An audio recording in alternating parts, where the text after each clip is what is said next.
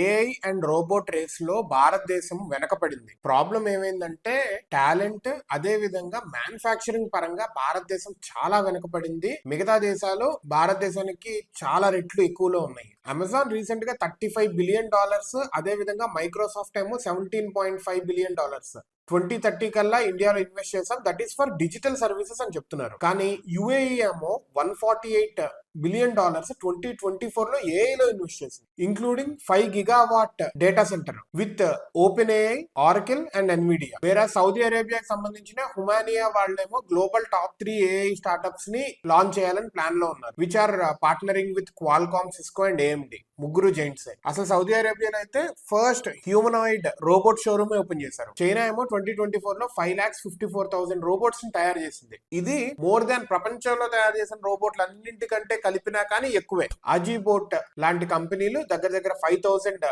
Humanoids ని తయారు చేసింది. మన ఇండియాలో ఏమో 1.25 బిలియన్ ఏఐ మిషన్ అని చెప్పి మనం అలాట్ చేస్తుంటే మనీ, వేర్ యాజ్ కాంట్రాస్టింగ్ గా సౌదీ అరేబియా, ఫ్రాన్స్ వీళ్ళేమో 100 బిలియన్ ఇన్వెస్ట్ చేస్తున్నారు. సో ఇక్కడ ఏంటంటే స్టేట్ అనేది బాగా కంట్రీ గవర్నమెంట్ అనేది బాగా ఇన్వెస్ట్ చేస్తుంది ఈ దేశాల్లో. చైనాలో కావచ్చు, state is backing in Saudi Arabia, France, US, ఇలాగా స్టేట్ అనేది డబ్బులు పోస్తుంది. మనకి స్టేట్ డబ్బులు పోయట్లేదు. బేసికల్లీ కంట్రీ వాళ్ళు సెంట్రల్ గవర్నమెంట్ కానీ ఇట్లాగా వాళ్ళే డబ్బులు పోయాలి ఇదంతా ఎదగాలి, పెరగాలి అంటే కనుక. ఇదంతా ఎందుకు మ్యాటర్ అంటే ఫ్యూచర్ లో వీళ్ళందరూ పెరిగితే ఇండియా అనేది మియర్ కన్స్యూమర్ గానే ఉంటుంది. వాళ్ళ దగ్గర నుంచి టెక్నాలజీ, వీళ్ళ దగ్గర నుంచి రోబోట్స్, అవన్నీ మనకి అవసరం అవుతాయి. మనము ప్రొడ్యూసర్స్ కంటే కన్స్యూమర్ గా అయిపోయే ఛాన్స్ చాలా ఎక్కువ ఉంది. ఈ ఈస్ట్ లో ఉన్న countries like Saudi Arabia, UAE కావచ్చు, ఖతర్ కావచ్చు, వీటన్నిటికి ఏంటి ఎనర్జీ హబ్స్. వాళ్ళ ఆయిల్ నుంచి జనరేట్ చేస్తే ఎనర్జీ వాళ్ళు డెవలప్ అవుతున్నారు. అండ్ అక్కడికి చాలా కంపెనీస్ అనేవి వచ్చి ఇన్వెస్ట్ చేస్తున్నాయి. చైనా స్టేట్ అనేది చాలా డబ్బులు పెడుతుంది, అక్కడికక్కడే డెవలప్ అవుతుంది.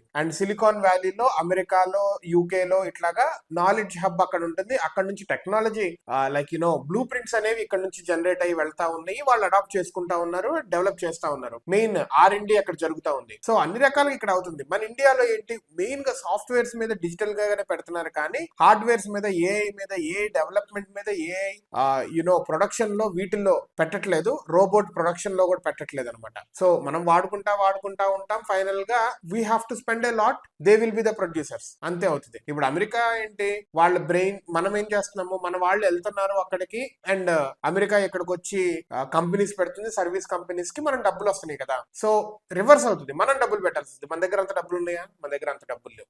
అది ప్రాబ్లం అవుతుంది ఫ్యూచర్ లో. రోబోట్ ఇన్స్టాలేషన్స్ లో 2024 లో ఇండియా 6th ప్లేస్ లో ఉంది. 2024 లో మొత్తం 9,120 రోబోట్స్ ఇన్స్టాల్ చేసింది. కానీ it lakhs in manufacturing scale, infrastructure, అదే విధంగా కంప్యూట్ కెపాసిటీ కూడా. వరల్డ్ వైడ్ చూస్తే 2% కంటే తక్కువ కెపాసిటీలోనే ఉంది. మెయిన్ ఇది ఇన్ఫ్రాస్ట్రక్చర్ కావాలి, మ్యానుఫ్యాక్చరింగ్ కావాలి, and compute scale like quantum computing, ఇది కూడా కావాలి. అమెరికా టాప్ లో ఉంది. 3 ఇయర్స్ బ్యాక్ లో ఉండాల్సిన, 3 months బ్యాక్ లో ఉండాల్సిన చైనా ఇప్పుడు నానో సెకండ్స్ గ్యాప్ కి వచ్చేసింది. సో ఇదంతా obviously this is a costly affair. Country government should help this and sponsor to flourish in these fields.